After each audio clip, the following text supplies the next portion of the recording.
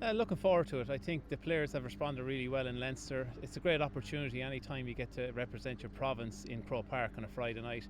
It's a great opportunity, and certainly the feedback I've got from the players is they're looking forward to experimenting the rules and seeing what the new game is all about.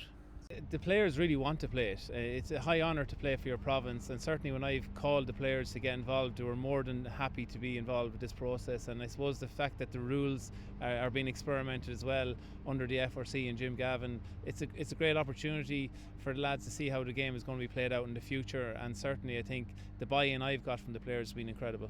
You mentioned the players there. How have they adapted in training to the new rules? Has there been any they particularly liked? That's the one thing I would say. The new rules, when you sit down and look at them, it appears that there's a lot of rules, but when you go and play the matches and observe it, it certainly is a more enjoyable spectacle to watch. And I do think that the supporters and the players will enjoy the game a lot more with the new rules. So I'd say to people, watch the rules and observe them before they make a comment. Give them a chance and see what they think then after.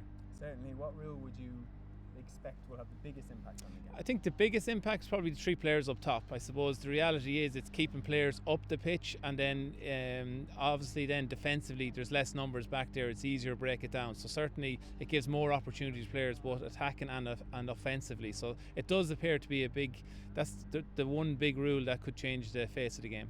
Is that a rule you would have loved back in the day, obviously?